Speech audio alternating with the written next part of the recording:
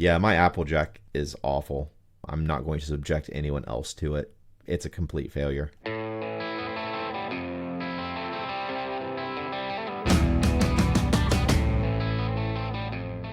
Hello, and welcome to this episode of the Alien Familiar RPG Podcast. I am Clayton.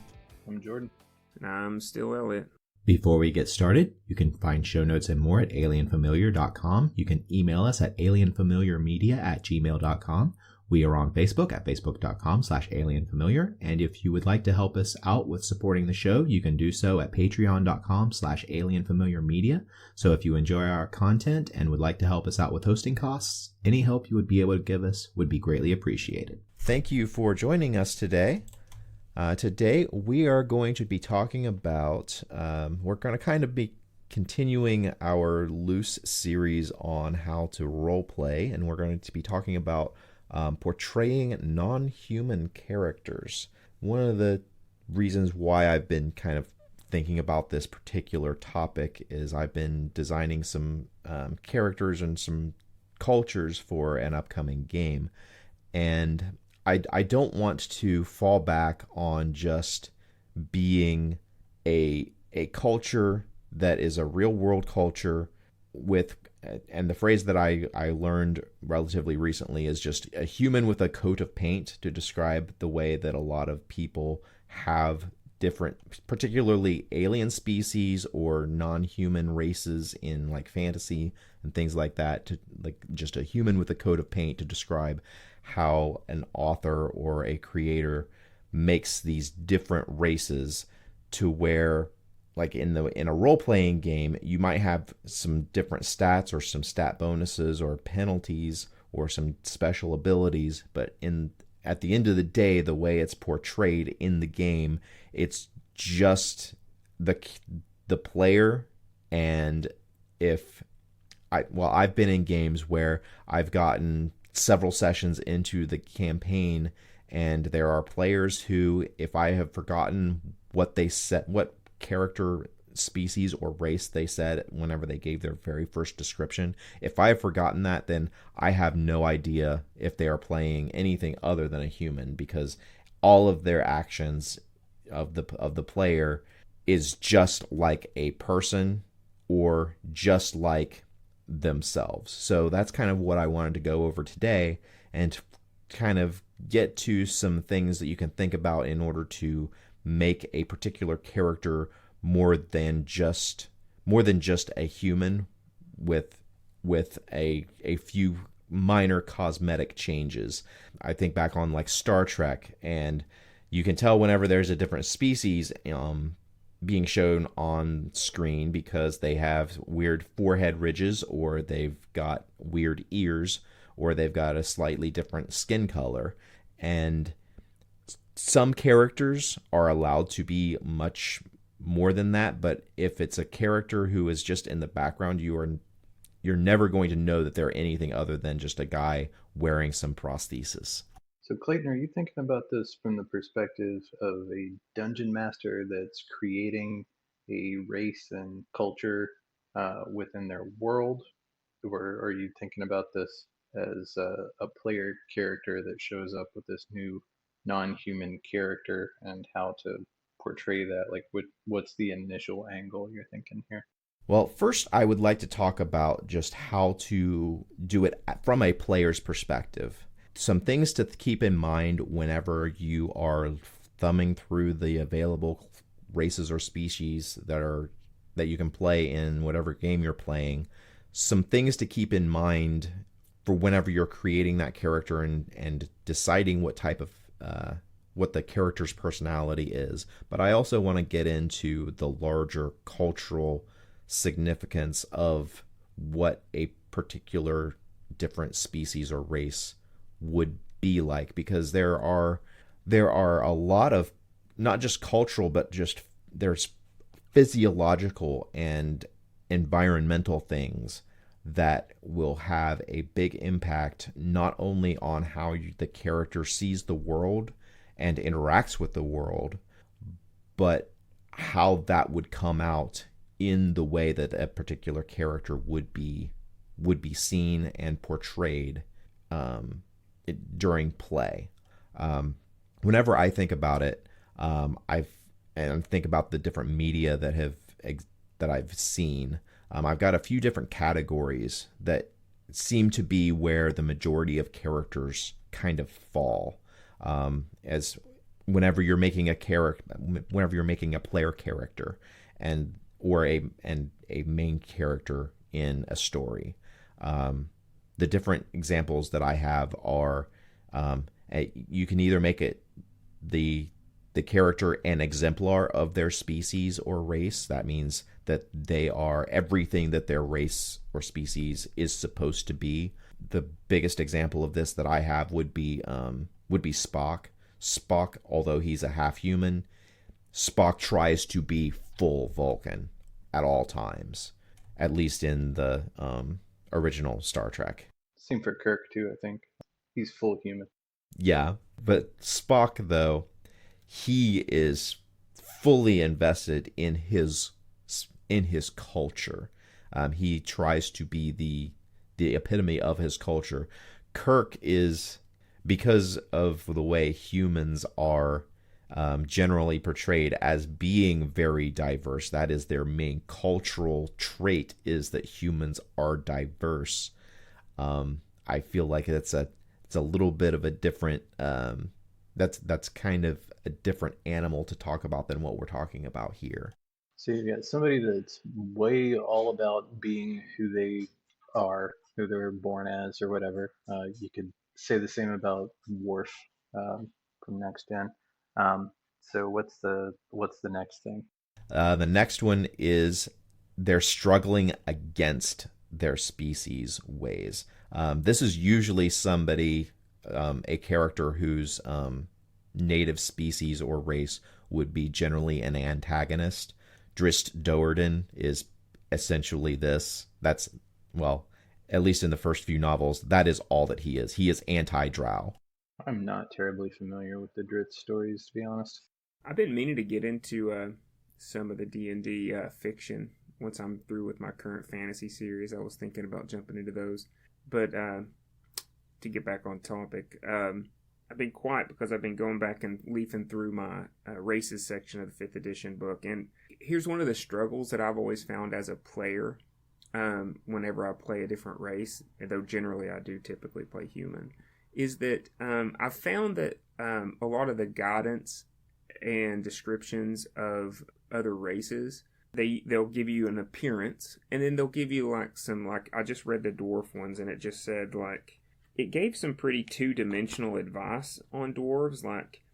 It's always like they're slow to trust, they have long memories, they're bold, and they're hardy. I mean, you get the gist. That is decent guidance. But if you stick too closely to those kind of tropes described in the book, if you have a diverse party or if you play several games, it kind of casts these different races into stereotypes that, as a player, for me, are generally unfun to play. Does that make sense? Yeah, that's really the main problem that I have with a lot of the way that these characters are portrayed in the books themselves, in the rule books themselves, is that all of these are stereotypes. They paint very, very broad stereotypes. Some other things about dwarves that are not explicitly mentioned, but I'm sure if we all sat down and just tried to describe what was a dwarf without using the words that were in the player's handbook, I'm sure other words that would come into play would be Scottish accent, big beards, drink a lot of alcohol, are miners or work at a forge.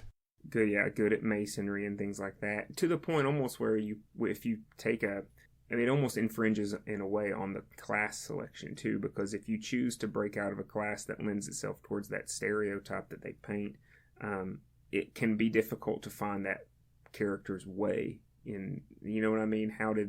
I recently, in a game that I ran, I had a player who played a dwarf druid, and that's intriguing as far as a player and a DM goes, because it can sometimes be interesting on how did a dwarf get to that path. But it also depends on the player. And it didn't come up much in the game, but it just depends on the player and how much thought they put into it. There's a bunch of different conversational threads that you guys just brought up here. This could go in a lot of different directions. I just want to throw in my thoughts on one thing before we blow past it. Uh, I, for one, don't mind stereotypes for non-human races, and I don't mind stereotypes for human cultures in role-playing games either as a starting point. Like it, you've got to have some kind of shorthand to describe to somebody what are people in this part of the world like. What are what's kind of your average Joe that you're just going to pluck out of a crowd likely to be pretty close to in your description. And then, the deviations on that that make for a vibrant individual, that's the stuff for player characters, for interesting NPCs. That's not the random people walking up and down the road, but you know, if if it means anything, like you said, Clayton, for humans to be exceptionally diverse and widespread and varying, um, then that kind of implies that by contrast, the other races are much more homogenous than humans are, and it's a notable thing that look at all the different ways that humans can be. I think that's cool. Um, and if you start chipping away at some of those things, like the dwarf you're talking about, how many things do you have to chip off a dwarf before you wind up with something that looks more like a gnome or a halfling? You know what I mean? I think this is where the DM plays a part, and it's a big ask in my opinion. So, I'm making a new character now, and the character's a human, but thinking about it in my head, I'm like, how am I going to give this character a unique and entertaining enough voice that the players enjoy it, and I can feel, like I enjoy role playing the character, and regardless of the race or whatever. I think that the way I take the whole, monolithic kind of culture thing of each of these other races, because I hear what you're saying, Jordan, that the humans are supposed to be the just very culturally diverse groups. I just think of it in terms of like there is like a shared folkway set of background knowledge and ways of being that is going to run universal through that race. So like a dwarf, whether they are a mason, a stonemason themselves, is going to be very familiar with masonry because it's a big part of their culture. Just like the stereotype of the orc ought to be that it's they speak in a thick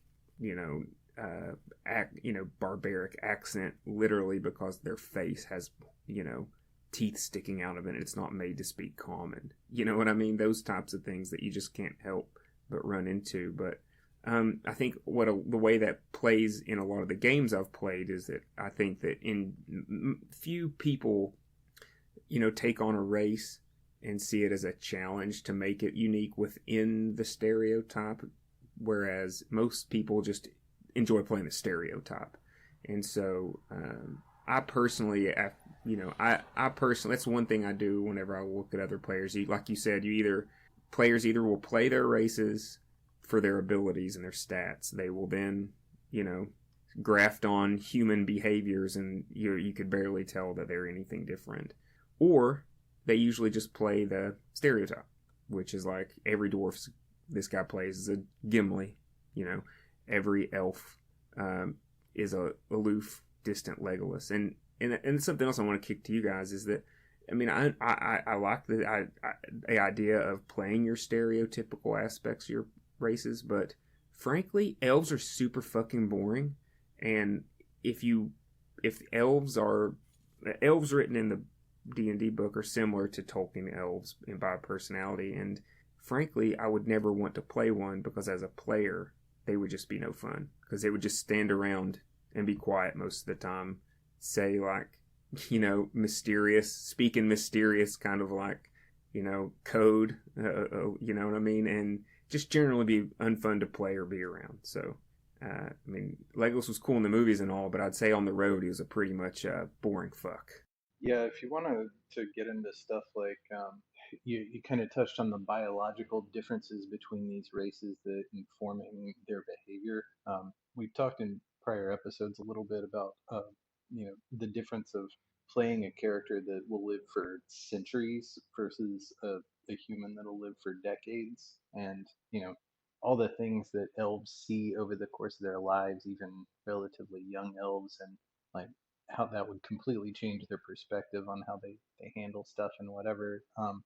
In my opinion, like I think that an elf is probably about as alien a creature as a human could reasonably portray as a player character, and even then that'd be a bit of a stretch.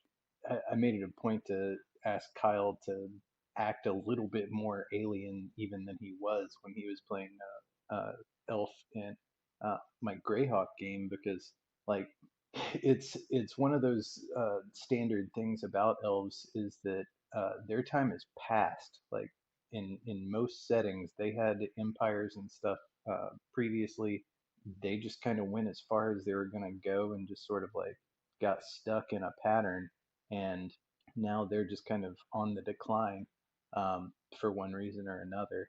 And you know, uh, that's interesting. There's stuff you can do with that, but I I think the stories that we tend to want to tell with role playing games and the kind of characters that people want to play um, belie a human perspective more than a lot of these other races would. Like, um, running out and adventuring and gathering a bunch of gold and going on some kind of power trip. Like, I don't think a 300-year-old elf would be doing that kind of shit, because if they had been doing that kind of shit, they probably wouldn't have lived to be 300.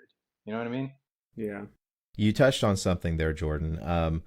Like in a lot of media, the if there is a particular race that is, or a particular character who is an example of a race who is there in the story and featuring a prominent role, that prominent role is generally to highlight some aspect of humanity itself, something that either humanity has to grapple with and they are acutely grappling with it in some way, or it is something that humanity is wanting to strive for in some way. Like the Vulcans in Star Trek. I'm coming back to Vulcans, but Vulcans are one of my favorite Star Trek species, and so I see them as being like very similar to the elves, where their empire has kind of reached its zenith as far as they are going to be able to take it. In Star Trek, Spock is that Vulcan who is in a lot of ways the basically the super ego of the Kirk Spock McCoy trio, and Spock is that intellectual, that knowledgeable part of the that is the Vulcan way, but it's also this, in a lot of ways, this very stoic and kind of stagnant version of it as well. Yeah, Spock is 100% a space elf. You're right. There's a big point to be made and emphasized and re-emphasized and never forgotten here, and that is that we are humans playing a game from a human perspective with nothing but human experiences to bring to it, and we're telling stories based on stories that humans have told throughout human history, and every single thing that we make within it is us gesturing at something about ourselves and our experience and our hopes and fears and so on and so forth. Um, we don't know what it's like to play an elf because there's no such thing as an elf, but we can aspire to be contemplative and intelligent, and we can think about all of the problems that might come along with being too aloof. This is part of why I think the the modern argument about orcs or drow or whatever being racist tropes is complete bullshit, because that's not what they are. They're representations of the monsters that we all have within all of us. I mean, that's what we're talking about when we tell these stories. We're using metaphors to take these different pieces of ourselves and the world around us and so on, and just kind of like try to make some kind of sense of it. It's, it we are messing with the realm of the mythological here. So I think we should keep that in mind at all times. Yeah, but to bring it back to the player's perspective is that I think it takes a little thought. Um, I mean, I know I personally struggled with this when I played an elf the last time because, like, we were saying he was ancient, and he was a warrior, so that means he would have had to have been the veteran of many battles. But then on the other hand, he was a first level character because it's a game. So, I was struggling to like kind of in my head the character I had in my mind was that he would be this ancient accomplished warrior who has found himself amongst humans fighting wars, and it immediately just was so dissonant between the image that I had in my head, the story I felt like this guy would have had to explain who he is and where he came from, just did not jive with the character on the sheet. And so I sent him into the most dangerous hole I possibly could as quickly as I could because I'm like, why? It just happened every time my character opened his mouth. It's like he was a subordinate in a fairly low-ranking crew of dudes. I'm thinking, the whole time I'm thinking, why the hell would this guy be here? Elves are supposed to be, Elrond. You know what I mean? Haldir. It's like when an elf shows up to fight, like it's a big deal. And, here this guy was, I was trying to play the aloof, stoic warrior guy, elf guy, and I'm sitting here getting bitched at by some random human who, hasn't been as, probably isn't as old as the fucking shirt that I'm wearing. And it just never made sense to me why he would be doing what he was doing. Does that make sense? Yeah, and running that character, I was coming up with all kinds of sort of headcanon explanations. It's easier to deal with that level dissonance in old school D&D because like one hit from a vampire will drop you 2 character levels. That kind of stuff's common. So like what level you are presently at is not necessarily a good measure of what your character's career has been as much as it is in modern settings where like you basically can't lose levels. So there's Well, and it's my fault. I'm not saying that in terms of it's like a problem that the system creates. It's just that sometimes there's to play a character, at least for me, I think I needed to have thought a little more differently in terms of I just made it up as a fictional character. I didn't write it in terms of this is going to have to be a person that I'm playing and mingling with other people. So that was my initial mistake. I think that's an example of a player not putting the right forethought into why this character is doing what they did. I created a backstory and then I just showed up on the first session. And that led to an unsatisfying playing character for me. But, I mean, it was totally on me. I just didn't think hard enough. Well, I think that's also partially a failure of the way the system is designed. Particularly that system was designed so that low-level characters aren't these storied heroes. If in a different system where the player characters are much more capable by default, that concept could have worked, but I think the fault mostly for that character concept was the system in which the character was played. Yeah, there's that's another one of these like sort of humanocentric issues with D&D is that you're playing on human time scales, and even if you play one of those generational kinds of games, you know you might go through 4 or 5 generations of human characters before you get to a middle-aged elf character that's been along there for the ride the whole time.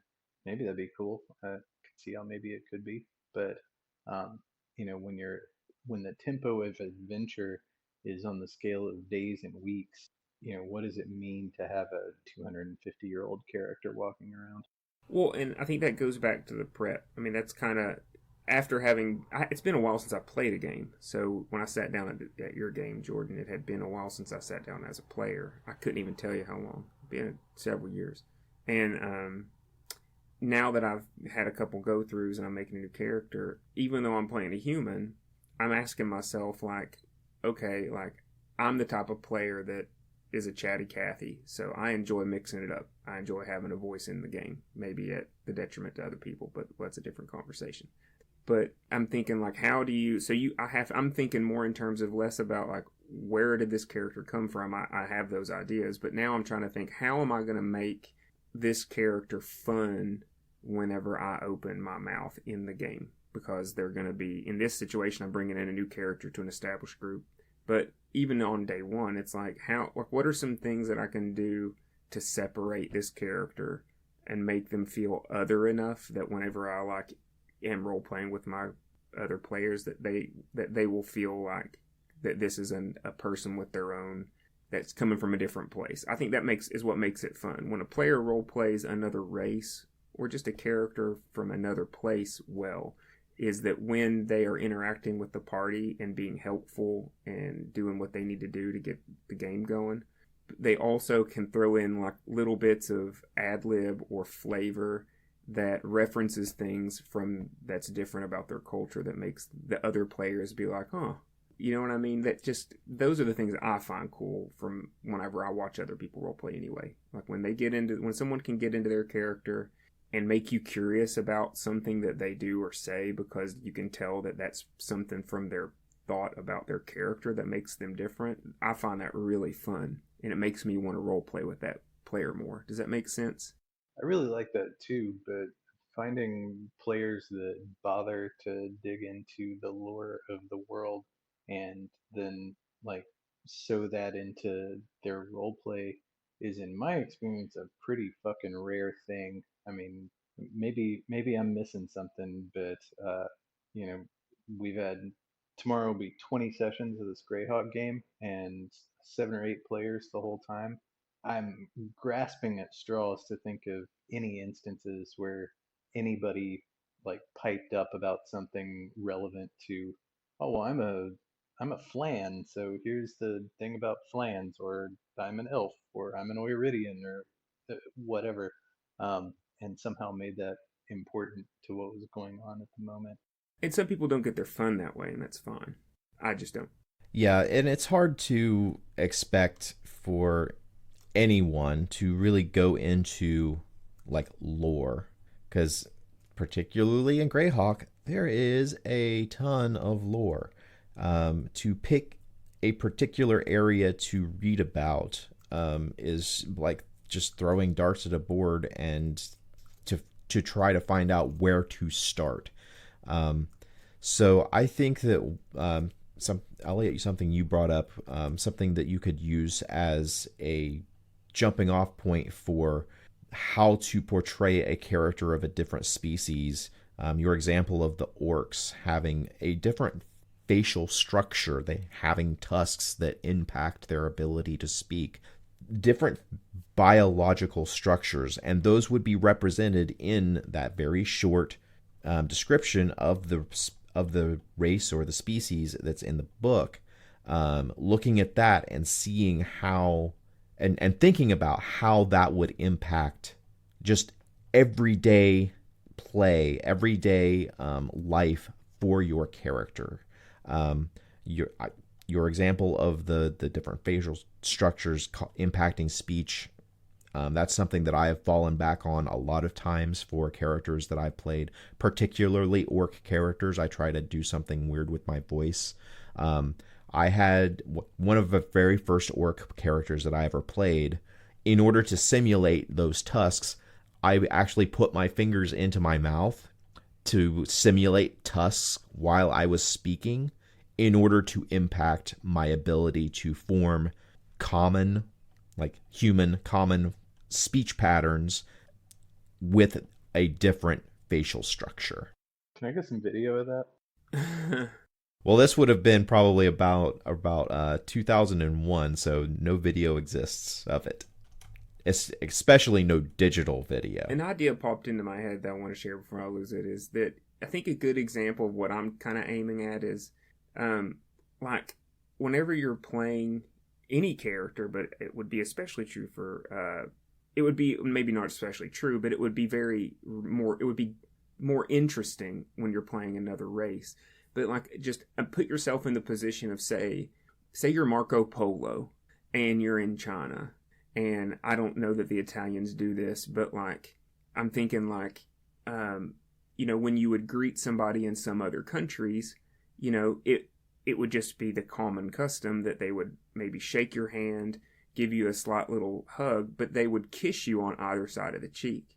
I've never seen an interaction in a role-playing game, though I'm gonna try to attempt it in this character. I think is that like, imagine you're a new character, you're from some far-flung place in the world, and there's an orc in the party, or an elf or a dwarf or whatever, and what would happen if like this human character just goes up and kisses these guys on the cheek as a way to like greet them? Because that's the custom, and there's no reason why they would think it'd be different. You know what I mean?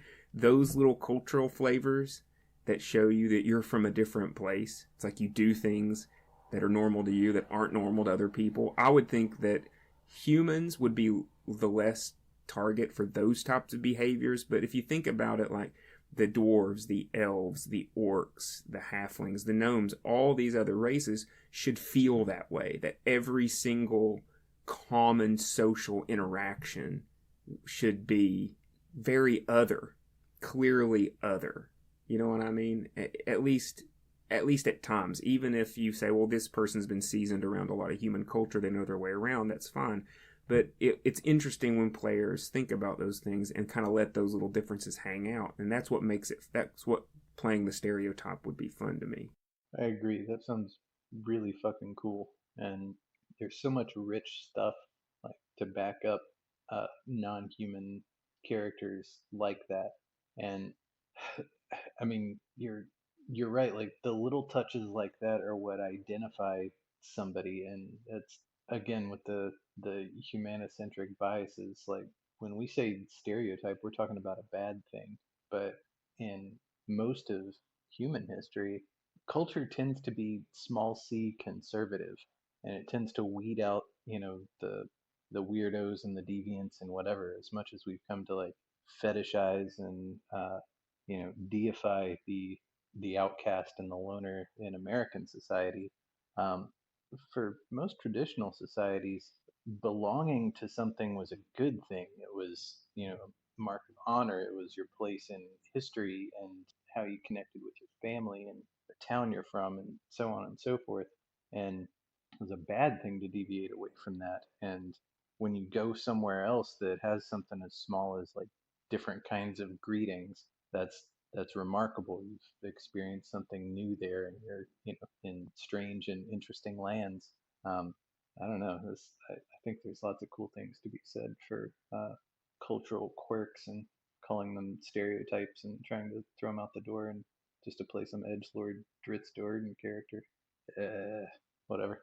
Well, and then you think about like these long-lived races, like all the other non-human races, if I'm not mistaken, have fairly like significantly longer lifespans. Like even the Hobbit, if you go by the Tolkien version, it's not uncommon for a Hobbit to reach their hundreds, right? It's like 100, isn't it, for hobbits?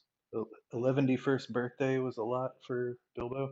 It was a lot for how well he looked, I think was how I took that. So it wasn't. I took it to mean that it wasn't uncommon that he was 111. It was common that he was 111 at such a spry look.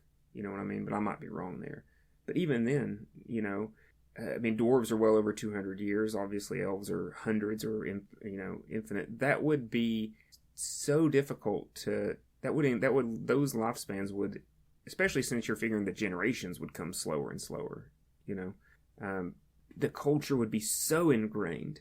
It would be unmaskable. The cultural difference, no matter how you may be aware of human custom in your local land, but you just couldn't take, they joke around Appalachia, you can take the Appalachian out of Appalachia, but you can't take the Appalachian out of the person, there are just going to be some things that you're just not ever going to wash out. And that rarely comes across in games. I want to focus more on specific biology rather than culture for a little bit.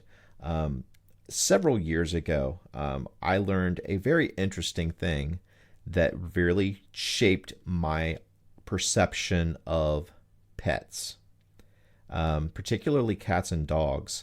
I learned this too late to be able to affect my living arrangement with my previous cats, but I recently got new cats, and so I've been treating them differently now knowing this little tidbit of information, and it can work well in a game.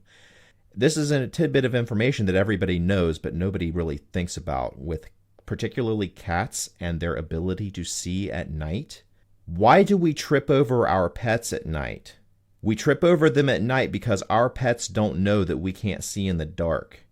During the daylight, we step around our pets. At night, we trip over them because we can't see them, but they don't know that we can't see them. So bringing some little tidbit like that into a character and playing that up during play can add a whole new dimension to just interaction and be more than just, oh, everybody has to wait. All of the non-human characters are able to see in the dark, and the human has to put on the light. It can be much more than that in the interaction, in the role play in the game, when other characters just are completely unaware that humans can't see in the dark because they never had to think about it before. That's kind of hilarious to think about. The poor cat, like, why the fuck are you stepping on me? Middle of the night. You know, this loosely connects, but it actually kind of runs against like the dwarf stereotype. Like typically in dwarves, the stereotypes didn't like to ride animals. I guess I seem to remember that. If that's a Lord of the Rings thing, What? but that they don't like to ride horses. Maybe that's. I think I might just made that I up. think it's probably Lord of the Rings thing. They have ponies usually in most D&D setting. Well, there to my point is that I had when I played my last halfling and I got some cash. One of the first things I did was I bought myself an animal because I was thinking in terms of in game. It's like every character that's shorter, that has a shorter like a speed bonus. Like if you're a dwarf or you're a gnome or you're a halfling and you're traveling with a bunch of humans and elves, like one of the first things that would cross your mind is, if we get into a full retreat situation, I'm dead meat because they can all run faster than me no matter what.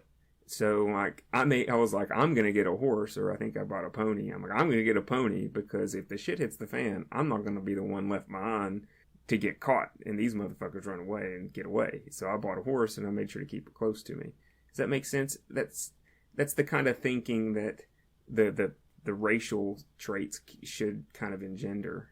I mean, I know it's a small thing; it doesn't make a lot of sense, but that was why I didn't buy it for the travel time. I bought it because I wanted to be able to keep up with a pack full of humans, and I knew that hey, halfling can't do that. Yeah, there's a YouTuber that gets into some of this stuff. We've talked about him before, and Shadiversity is the YouTube channel. He's fucking great. But he's got a ton of different episodes about what D&D creatures would be using in as far as weapons and tactics from like actual medieval weaponry selection.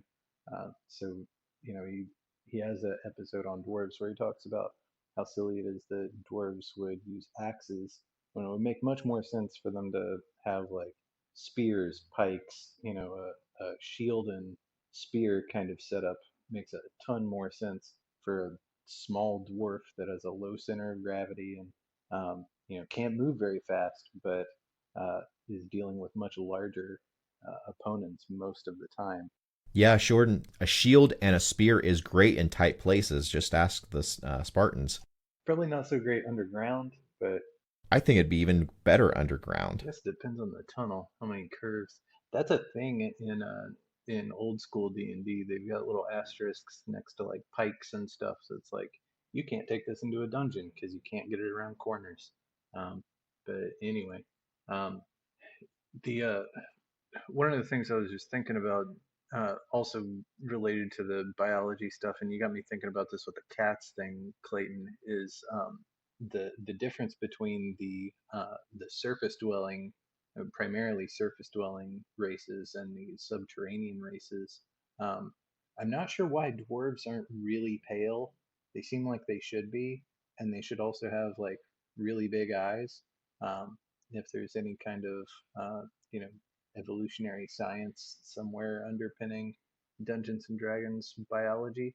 Um, that's one thing that doesn't really make much sense to me about the drow either. It seems like the drow should be like albino white or maybe even like semi-transparent or something. But the entire Thus, which is why the common culture kind of, I mean, it's little things like that though that kind of push back on your whole stereotypes. Things were not that big of a deal. The evil. What color are the evil elves? Well, of course they're black, even though they live underground. What? Oh, I get Well, it. they were. That's not a biological thing though. They were cursed by their gods. To be black. It to Gross. be black, yeah.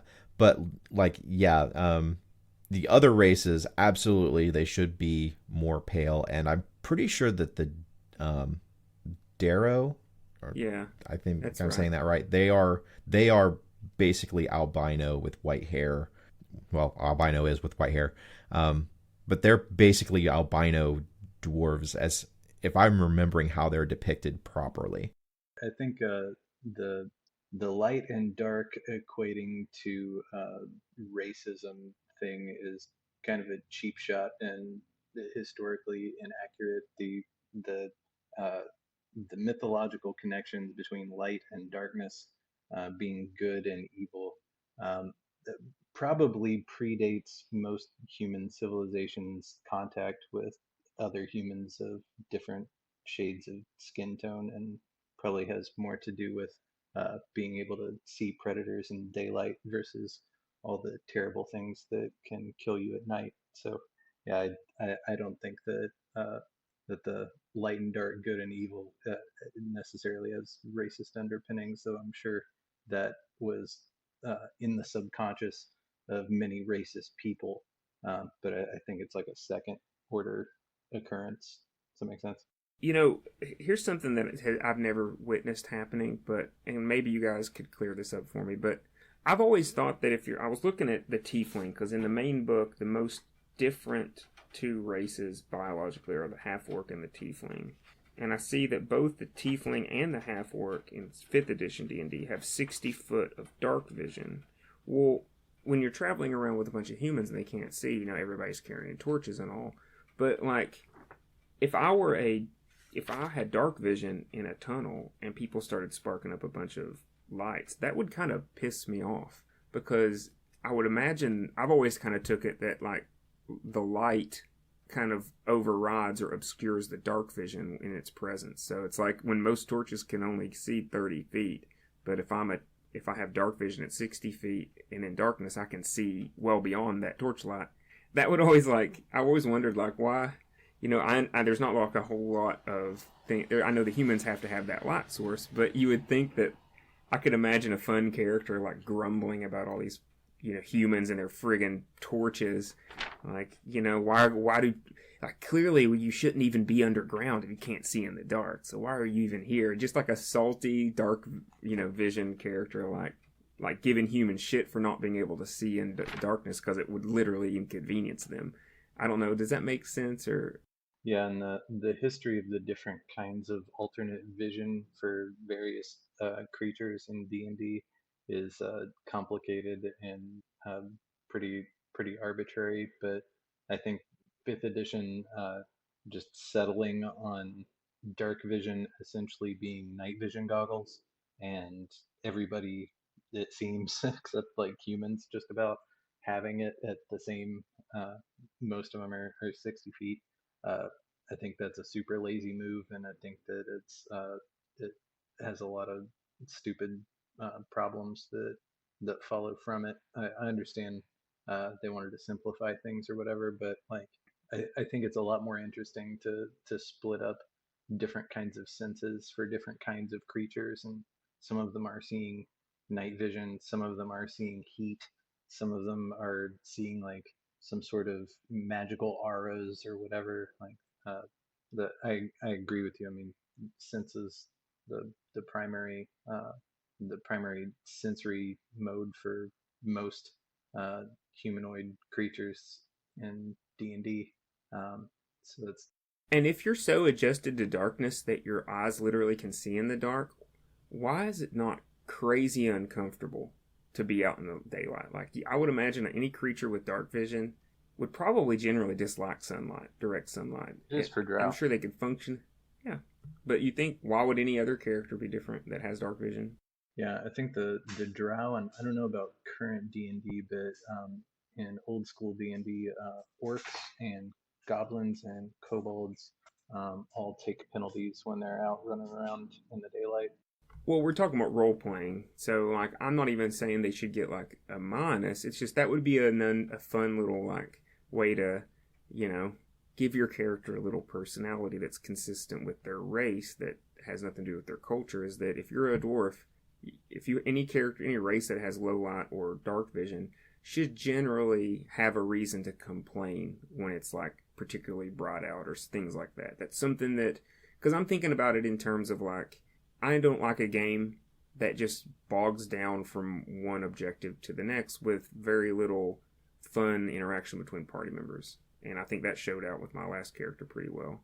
But, you know, when we're spelunking or doing whatever we want to do and we're interacting with each other, those are the times when it's fun to have those little things in your back pocket. Like, you know, that's to me, that's what makes me enjoy other people's role playing is that when they can have the presence of mind even in a dungeon or even in out where we're on doing something important and they can still work a little bit of uniqueness in like, you know, gods, when we gonna get there? These friggin' lights blinding me. You know, that just those little off the hand comments to remind you, yeah, I'm a dwarf. I know this. You know, I'm reminding you that I'm an other. I enjoy that when I see that in other role playing games. And the physical characteristics and the physical differences, I think, was low hanging fruit to give your character those uniquenesses, you know, if you want to. Yeah, and playing that up is I personally have a lot of fun doing it. I don't remember which one it was, but one of the Werewolf the Apocalypse books went into some pretty good detail about the fact that your character is a werewolf. You have a wolf's ability to detect scents, and that is an additional sense that you should incorporate into the play. And there are some D&D and other game races and species that have that super sense. So that is prime areas to go into for just having role-playing moments, particularly like when the player characters are trying to sneak up on somebody. The player who has the exceptional ability of scent can completely go off on the other characters on how they are being so loud with their scents. That's exactly why I split up the senses between the three main demi-human races in the Greyhawk game. In hang on just a second. Edit this out, please. Okay, sorry, loud car going on. Anyway, in my Greyhawk game, rather than do the 5th edition thing where everybody just gets dark vision, I chose to split it up to where dwarves have dark vision, like heat vision. Elves don't have any night vision, but they have super keen hearing, and halflings, instead of either of those things, have a really keen sense of smell. And Ed particularly has played this really well. He brings it up all the time when he's like sneaking down a corridor. You know, he'll ask what he sees and hears, but he'll also be like, "What's it smell like?" You know, he's done that a bunch, and I appreciate that because I've got all this other shit going on, for a player character to remind me as the DM, like, give me some extra information along this vector that is unique to my race, so that I can contribute something special, to the group. That's good on you, Ed. And I want to something that's been on my back of my mind that I wanted to touch base on is that the one mistake I think a lot of players, you touched on it just now, Jordan, the one mistake a lot of players do in games is that they kind of put all that on the DM. I mean, it gets a little different in your game or in a game where you're playing in an established setting, but even still, we talked about how just gigantic most settings are these days, that it's hard to expect the DM to know every racial quirk, every folk way of every culture. You know, I mean, part of it too is just like helping the the DM invent some of these things. And once again, to me, it's just, as a player, it's kind of your obligation. I don't know, maybe that's too much harsh of a word, but I mean, I would feel like it's a part of our obligations as players to try to enhance the fun of everybody's experience. And when you're role playing your character, you're the character that everybody's watching on screen at that moment. So if you can make what you're doing a little more rich, a little more interesting, throwing in I was just thinking, it would be like a fun way to play an elf in a game would be to have this really annoying tendency in the group to like discuss the history of whatever region that you're in because they may have or were there or whatever. It's like, oh, this was the land in the human tongue. This may be called Oath, but I remember a time when this was Grand Elevar, home to King Sildor, blah de blah de blah. You know what I mean? Like, little things like that. It's not always on the DM. You can't just say, well, because the game is very light on culture. I mean, I was looking through the races. It doesn't talk about their cultural stuff. It just, gives you some physical stuff, gives you some general traits and characteristics, and then on you go, But, how do dwarves greet each other? Do we know? I mean, the Romans, they would hold their palm up, say salve. That would, if someone were to do that, in a modern context, that would be very alien. Thinking about those things are kind of where I'm at now making a new character, because I think that kind of spice helps the other players enjoy the time you're talking more. And maybe I'm wrong. Other people might find it annoying, but I find it awesome. I agree with you completely. I mean, it's not fair to put the entire burden of weaving this holodeck that we're all kind of inhabiting together, once a week or for however many hours. Um, I don't think it's too strong. I think that it's fine to say, yeah, every player has an obligation to contribute something to this imagination space and perpetuate it, bring something of themselves to it. And that's why I don't think it should be a lot to ask for people to familiarize themselves with the lore of the world. You're right, Elliot. The core book of most games don't give very much beyond just the biological stuff about the non-human races. That's because they leave a lot of that to setting material, and so you have to get into the lore and find out.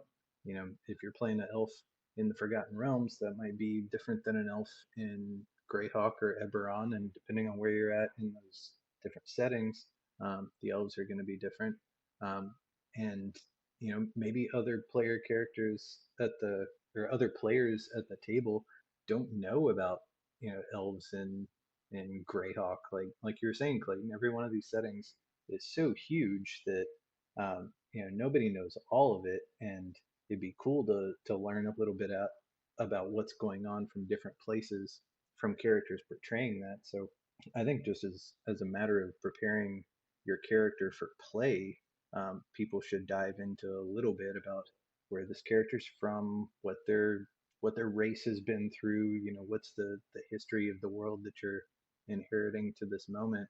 And I think that's a richer experience for everybody.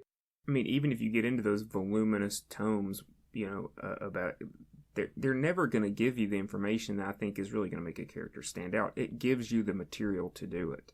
Like it might tell you the town's like primary source of income is like, I don't know, it might say that it's a rich mining culture. It's a goat raising or pastoralist community. But at that point, still, like, how is that going to affect the cultural?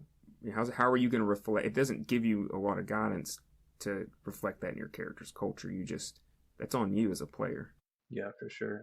I think it's a mark of a good setting to have infrastructure in place so that there is a history and there is interaction between places and powers and so on, but then leave a lot of room on the level of detail so the player characters can fill that out, like you were saying, and come up with cool things like what kind of hand gestures dwarves use when they meet people.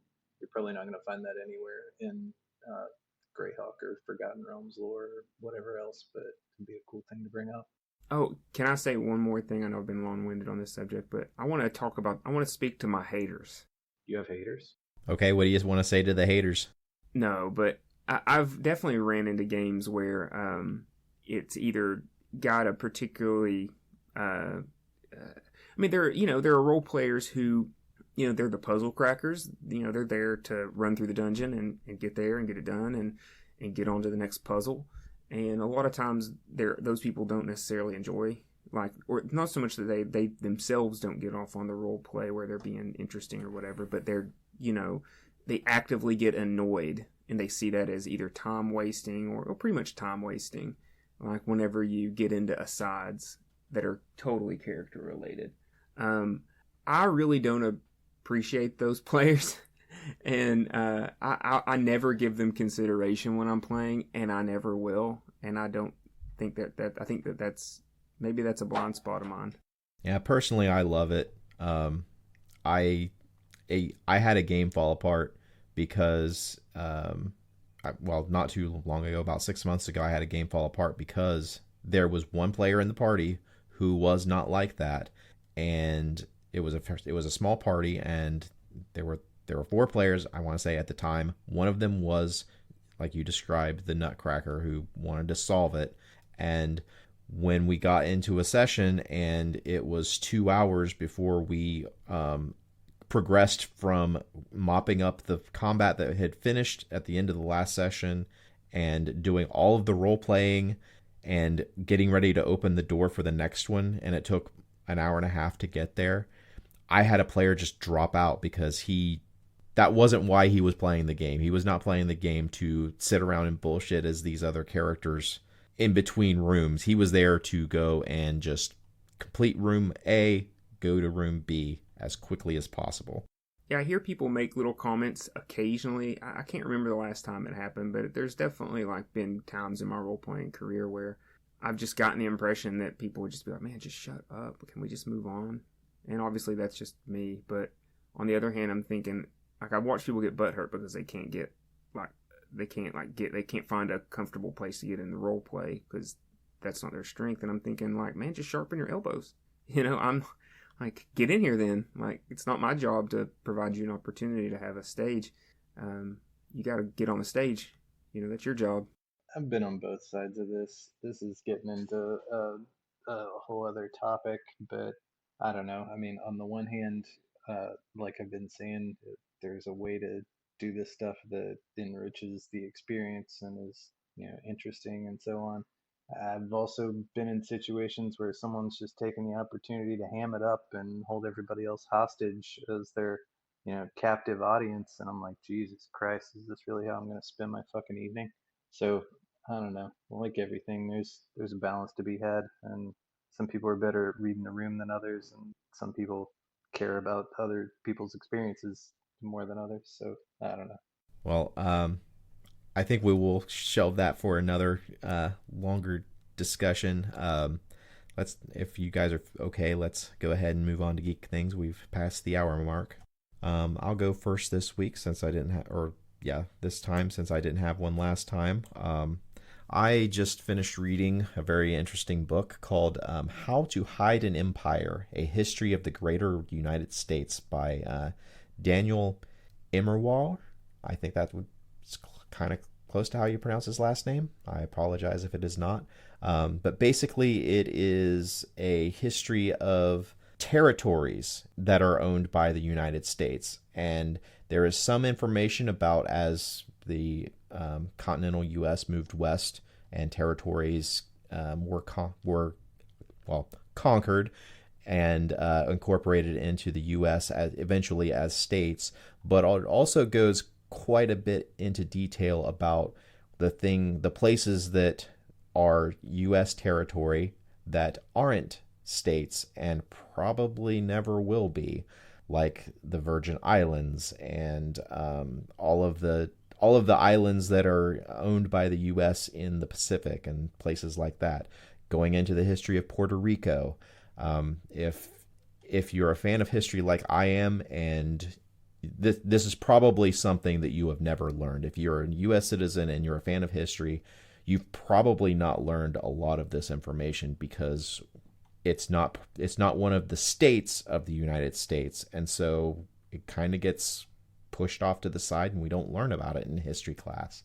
I think the best book in that vein I read was People's History of the United States, but I generally don't get into American history much. It's a blind spot of mine in history. I've even tried. I don't know, not a huge fan.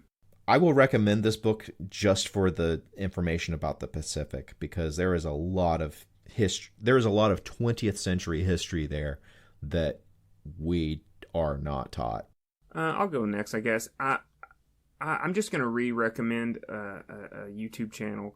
It's a name of a person, Stefan Milo, with an F, Stefan, F-A-N. YouTube will correct you. It's a YouTube channel, history guy.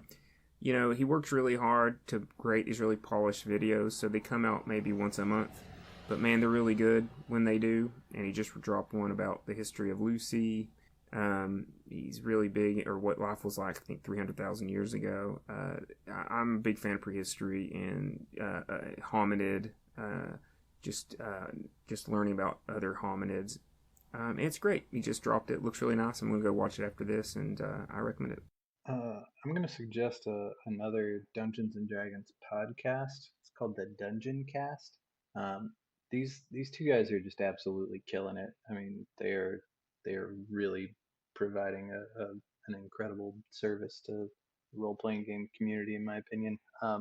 Every episode, they do like a real deep dive on either a topic, like one of the planes of existence, for instance, or a god or something like that, or they will go into monster lore and really drill down on what a particular monster or category of monsters is all about.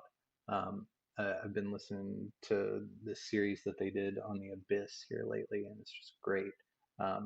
They go all the way back to like the earliest lore they can find from, like, you know, OD&D first edition, and go all the way through and talk about how, you know, how did Demogorgon change over the course of first to second to third and into fourth and so on. It's really opened my eyes to how completely sandboxed fourth edition made itself from the rest of the Dungeons and Dragons continuity. Like, it's arguably an entirely different game, and fifth edition has picked up a lot of things like from where third edition left off from my take on it, as presented by these Dungeon Cast guys. But anyway, really, really solid work. I appreciate them. There's hundreds of episodes at this point. I'd say check it out, the Dungeon Cast. Sounds cool. All right, you guys, why do you say we stop this bullshit and start rolling some dice? Sounds good, bro.